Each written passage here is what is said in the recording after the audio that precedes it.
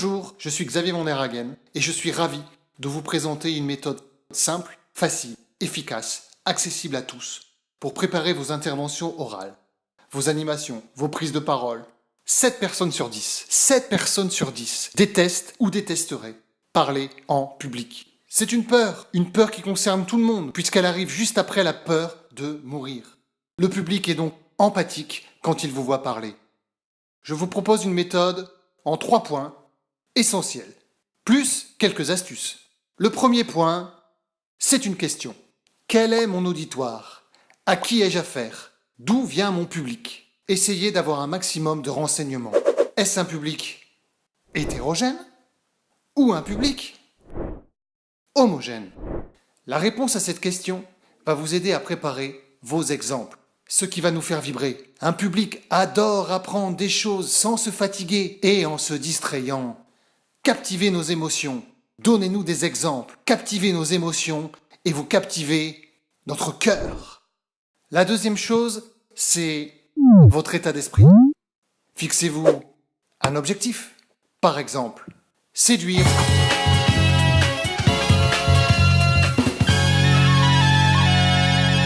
Convaincre. Je compte sur vous. Distraire. Émouvoir.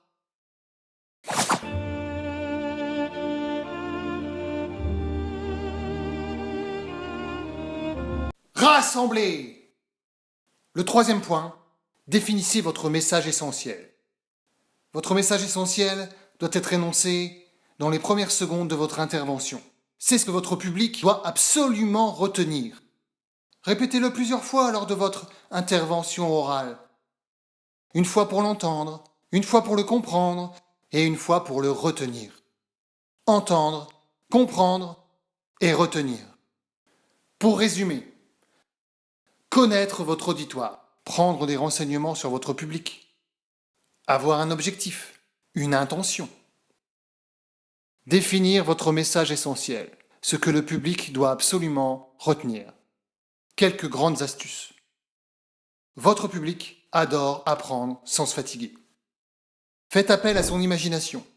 Donnez des exemples vécus, des exemples concrets. Choisissez des exemples proches de nous dans le temps. Choisissez des exemples proches de vous et de votre public, géographiquement. Si nécessaire, prévoyez une accroche, une anecdote, une citation. Ayez une conclusion dynamique, positive, ouverte vers l'avenir. Et puis, faites confiance à votre spontanéité. On se retrouve lors d'une prochaine vidéo. N'hésitez pas à partager et à vous abonner.